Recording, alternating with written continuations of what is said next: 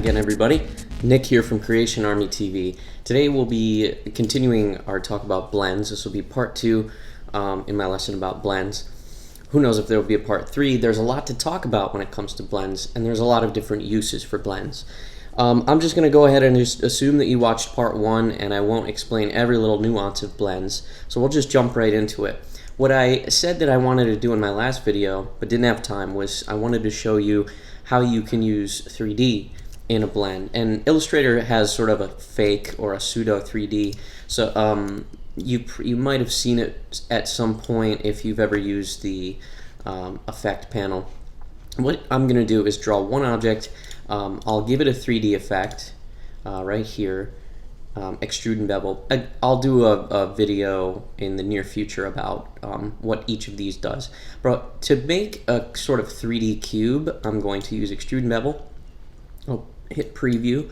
I don't know if I'm going to deal with more options yet, but you can see that my cube is now extruded, and it's turned. You can turn this cube and turn it in any direction. I want to extrude it a little bit more for this example, and like turn it probably this way, I guess, would be good for just for demonstration. And I'll give it a little bit of perspective. There we go. And I'll move the light over here. There we go. Okay, I'm gonna hit OK. I'm happy with this cube, and I want to make another cube. I'm gonna make this a little taller, actually. I'm gonna make another cube, duplicate it exactly from that one over here on the right side. And if you remember from my last video, to make a blend, you just choose the two objects that you want to put transitions in between, and use Object, Blend, Make.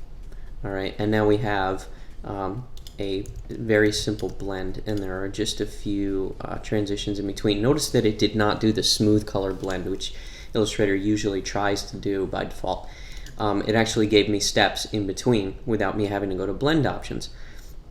So I want to keep it this way, but I want to make sure that I always have, let's say 1, 2, 3, 4, 5, 6. I want to make sure I have 5 steps in between, because this looks like a little too much. So again, I'll go to blend options, and see, it is trying to do smooth color, but I'm going to hit preview. I'm going to change it to specified steps and control 5. So now I have 5 steps no matter what I do with the blend, whether I move this closer or whatever. So I mentioned that you can do blending with 3D objects, and it works in 2 different ways. You'll remember that a minute ago, before I made the blend, I made this a 3D extruded object, or I gave it the 3D extrude and bevel effect. And then I made the other object, and then I made my blend. You can also make a blend first and then do 3D later, and you'll get a completely different look, and I'll demonstrate. So with this object transitioning to this object, there's no difference. They're the same. They're obviously, identical. But if you change one of the objects, you do get to see transitions in color and position and scale and everything else that I talked about in my last video. But the other cool thing, the great thing about this, is that Illustrator will also transition your 3D extrude and bevel effect. So if I choose my last object here, the red rectangle, and edit the extrude and bevel effect, okay, first of all, everything goes away because I haven't clicked preview down here yet. So Illustrator is actually showing you the transition from an extrude and bevel to not extrude and beveled. I'll hit preview, and we get it back. Now you can actually take the preview cube here and actually spin it around, and you can see what's happening to the blend. Sometimes it'll get a little wacky, it'll get a little funky, so be aware of that. You just have to keep manipulating the preview cube until you get something that you like, and I appear to not be able to do that, but you get the idea. You can manipulate any value here in this palette, and your blend will actually reflect that. Notice that I'm just moving the light to the top right on this cube, and the light sort of changes in transition. So every single value changes as you do this. So this can be helpful if you are trying to make an infographic for a client and they want to show a bar graph in a more interesting way, or I'll delete this. I'm gonna make another normal rectangle. Let's say you want to make these, you want to preview a city scene with buildings. What I like to do is almost the same thing that I did just a minute ago. I will bump up my extrude value. I'll sort of turn this way. What I'm making is a series of buildings, as if we're like on street level and we're looking up at buildings. So I'll increase my perspective and sort of tilt it upward and away. So that's you can call that building number 1, and it's here in what's going to be the background. I'll make another building right here. Move these down a little, and this building will be closer to us, so therefore it will be larger, much larger. And I'm going to edit the I'm sorry, to demonstrate the blend, I'll make the blend with the keyboard shortcut, and then I'll make sure that I have 3 copies, I guess, in between. This building, I'm actually going to change the color so we can see the transition. Maybe I'll make it orange. And this building is a lot closer to us, and it's extruded, a higher amount. And so I'm also going to hit 3D extrude bevel again and keep editing and maybe turn it, a little bit toward us. So with a whole bunch of work and manipulation, you can actually make something that might appear like it's coming at the camera in perspective. And blending is very useful for that. And of course, at any time, you can take one of your objects and edit them however you want, and your blend will, give you immediate feedback on how everything is looking. The spine, be aware that the spine is still there, and right now, since I haven't done anything with it, it's just a straight line. But if I hit Shift-C, which is the anchor point editing tool, it's right here below the pen tool, I can come and bend this line, and my blend will actually follow that line. And that is the next thing that I want to talk about, spine manipulation. When I touched on this briefly in my last video, but when you make an object and blend it to another one, you get a spine in between. And I'll make a blend, and of course that's a smooth color blend, but I want maybe 25 steps. That looks good. When you make a blend, you get your straight spine, and if you bring up blend options, you'll see that, remember, we have the 2 orientations. We have align to page and align to path. And what's going on here is that makes sure that in the blend, each object is like this rectangle standing up straight like you originally drew it. And if you manipulate the spine, if I bend it, the original objects and the transitions are still standing up straight. They are, in other words, are ignoring the orientation of the spine.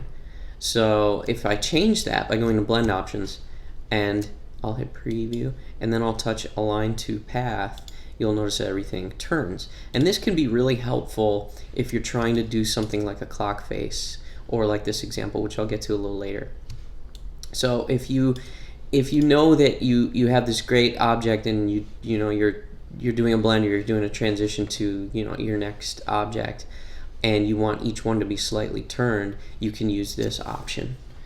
In blend options, you can align along the path, and it should say along spine, to clear things up. So that's how you align things along a spine with one simple curve. But what happens when you need to do a blend along a much more complex path?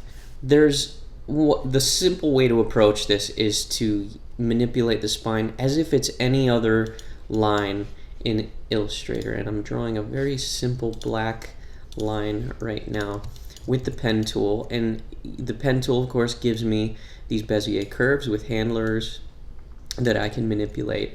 And I can rebend this line any way I see fit. So if I pull this handler this way, now I have an S-curve. You can do the exact same thing with the spine within a blend. I can hit Shift-C, and I can bend this way, and I can bend this way, the other way, and now I have an S-curve. So that can work for you. You know, maybe you're illustrating a an accordion for somebody, an accordion logo. This could work very nicely. Of course, it needs more work. This isn't perfect, but this type of thing is great for what whatever might come up. And that brings me to my next example.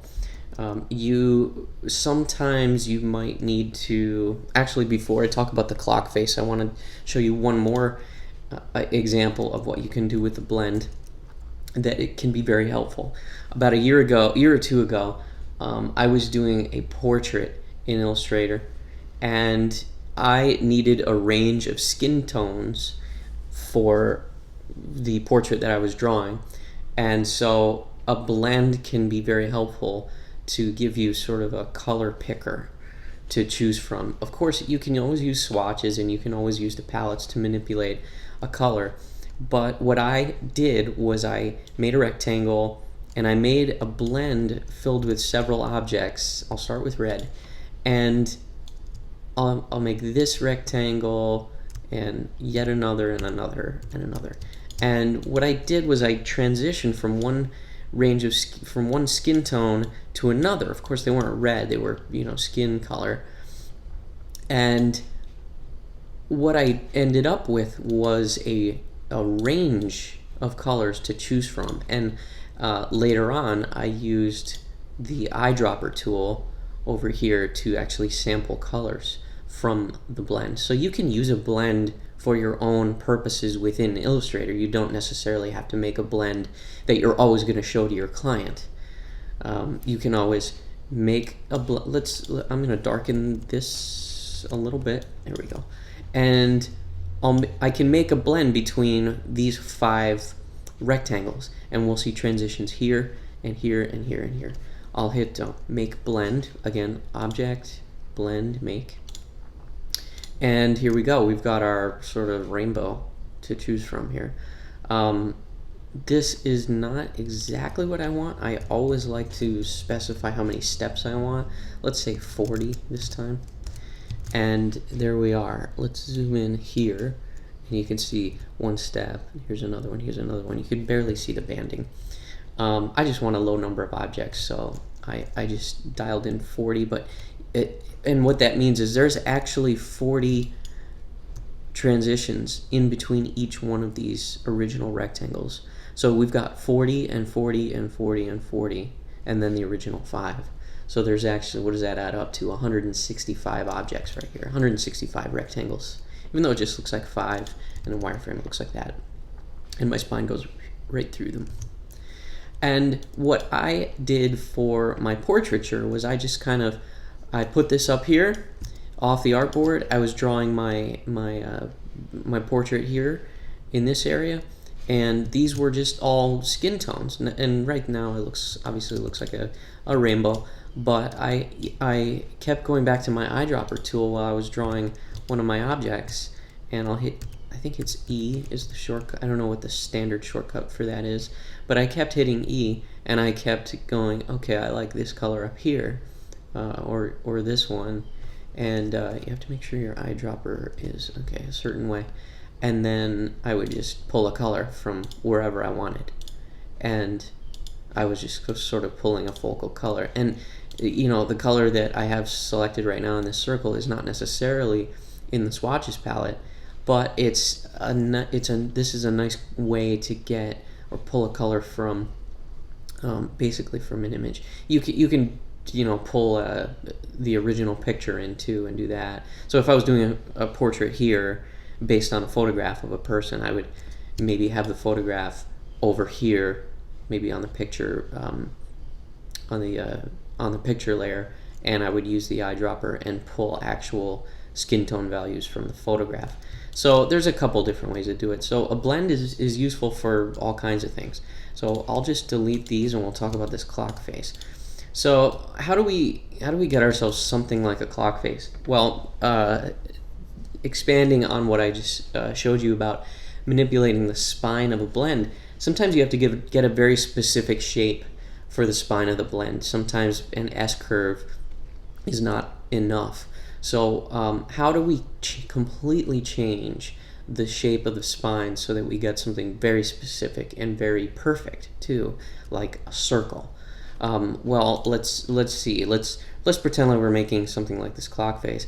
What I want to do is make a blend between this mark at this 12 o'clock mark. So I'll just make a black rectangle here. I'm going to put it on the artwork layer. Just make a black rectangle, maybe a little bit shorter if I can. I have to zoom in. Okay, and I'll make my my other rectangle over here. It really doesn't matter where you put it because we're about to completely change their location by changing the spine. And then I'll just hit the keyboard shortcut for make blend, and then I'll specify that I want 20 steps. And I'll hit OK. So now I have my blend with 20 steps, and I have a straight line blend. Now I just talked about how you can manipulate your spine by just bending it any way, and I also talked about how you do have to choose a line to path so that when you do manipulate your spine, your objects actually turn. So that's important. But how do I get a perfect circle? Am I gonna have to bring this thing around and bend this line and get all kinds of weird results? I mean, it's just not, it seems like it's an impossible task. I can't really get this to become a circle. So how do I fix that? And the answer is you just make a circle. And I just made it. It's hard to see here because it has no fill and stroke. I'll give it just a black stroke so we can see it. So I've just made this great circle, and I want my blend to basically conform to this. So how do you do that? I'm making my clock face. I've got my 12 o'clock mark here, and I've got my almost 12 o'clock, my 11:55 mark here. How do I put them around this circle? You can do that by using replace spine. Before I do that, I just want to demonstrate one thing. I just want to select this spine, and a spine has to be an open shape. In other words, this is a closed shape. It closes in on itself here. So I'm going to use, by selecting it, I'll use the path eraser tool, which is right here under the pencil tool. And I will just erase away one little piece because I want this to be open. I want my first object here at the 12 o'clock mark, and I want my last object to stop basically right here. So to replace this spine and replace it with something that makes sense like this circle, what I need to do is select the blend and the new object that I want to be used as my new spine, and I'll go up to Object, Blend, and Replace Spine. You can also reverse a spine if your blend is going in the wrong direction, or you can reverse front to back, but we don't have to worry about that. We're going to actually replace spine. So Illustrator will know that I'm selecting a blend and another line, and I'm replacing the spine. You'll also notice when I hit this button that the blend on screen here will actually move down into position, and it will live here where the new spine is. So I'll do just that. Again, I've selected the blend and the new spine, the circle, and I'll hit replace. So there we go. Instantaneously, the old straight line spine that was up here before is gone, and the spine is now this circle inside of this blend. And yeah, my 12 o'clock mark and my 11:55 are a little too close, but we have a blend now that sort of emulates this clock face sort of thing, and each object or each transition in the blend is now turned and aligning to the spine. And how do here's a quick tip on how you can fix this problem of where these two objects are a little too close together. Dig down with your direct select tool, which is A, the white arrow, and select the spine here. Then I'll use path eraser again. Again, that's up here, path eraser. and just erase away a little bit of the spine, and the final object in the blend will stick to the very end of the spine, which is right there. And now you've created a little bit more space in between your objects. So it almost looks, perfectly spaced anyway.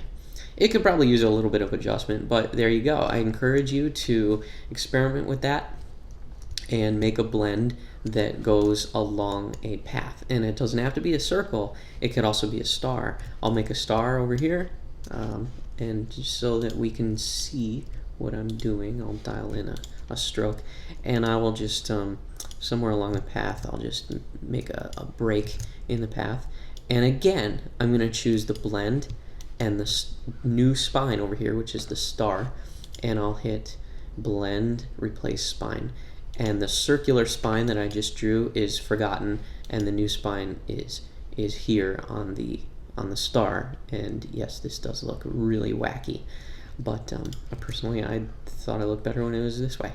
But this just demonstrates that you at any time can make a complex spine by just drawing a path somewhere. You can even do it with a freehand with a pencil tool, and then just put your blend onto that spine with very little effort.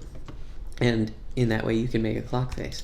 Another great way to use blending is to make, you can see these stars on this challenge coin. A lot of times these government seals have a range of stars that go around the circle. So I'll do the same thing that I just did in my last blend, where I replaced the spine with a circle. What I do in this case, and I used to have a job where I made these challenge coins, so I had to do this type of thing all the time. And I would just make a star. I'll just make it black for this purpose. I'll just put the second object in the blend over here. I'll make the blend. I'll dial in like 48 copies so that I have 50 stars. And then, excuse me, then I'll make a circle. I'll erase away a little bit of the circle, and this will be my new spine. So I'll select the blend and my new spine down here, object, blend, replace spine. And now my stars are aligned to that new spine. Notice that each one of them is still standing up straight. I don't want that, and in this example they're all tilted. This means that they're all aligned to the spine. In this one they're aligned to the page. So I'll hit blend options and align them to path, and now they all turn along the path. I'll just dial down the number of stars because it's a little crazy. Alright, so what is that, 18 copies. Again, these two are a little too close together, but you can see what's going on here. They all turn just like in this example, and the beauty part is they're all still fully editable. You can still shrink each one of them down if you need to, and make your transition between stars into a perfect circle. So that's pretty easy. So that's it for different uses for blends. You can also make graph paper if you want to. You can make you can do all kinds of particle effects, which I'll talk about in another video when I talk about scatter brushes. Blends can be used for all kinds of different things. You can make if you had a cartoon character right at their feet, you could make a shadow very quickly by making some sort of shape, copying it below, and then making your blend transition.